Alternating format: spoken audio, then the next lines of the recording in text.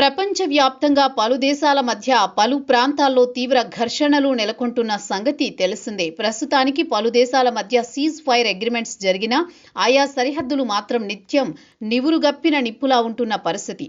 ఈ నేపథ్యంలో ఇటీవల ముగిసిన ఓ యుద్ధం మరోసారి మొదలవబోతోందంటున్నారు. అదే పాక్ ఆఫ్ఘన్ మధ్య యుద్ధం.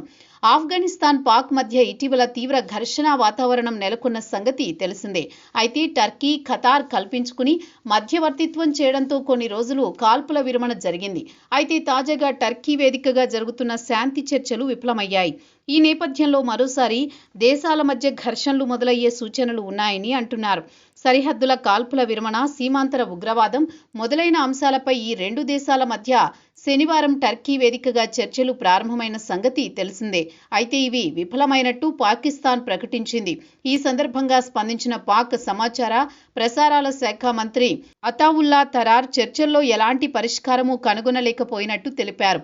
ఇటీవల ఢిల్లీ, కాబూల్ మధ్య బంధం మరింత బలపడుతున్న వేళ పాకిస్తాన్ కడుపు తెగ మండిపోతుందనే చెప్పాలి.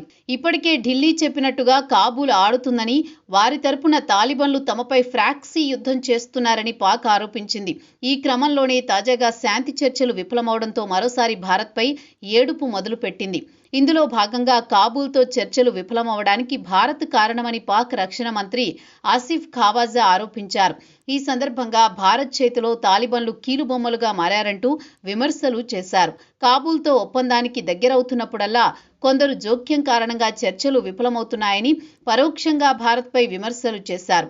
బలోచ్ లిబరేషన్ ఆర్మీ లక్ష్యంగా పాకిస్తాన్ మంగళవారం అర్ధరాత్రి వైమానిక దాడులకు పాల్పడింది. ఈ దాడుల్లో సుమారు 14 మంది ప్రాణాలు కోల్పోయినట్లు తెలుస్తోంది. బలోచ్లోని చిల్తాన్ పర్వత ప్రాంతంలో బిఎల్ఏ ఉగ్రవాదులే లక్ష్యంగా పాక్ బలగాలు ఖచ్చితమైన వైమానిక దాడులకు పాల్పడినట్టు తెలుస్తోంది.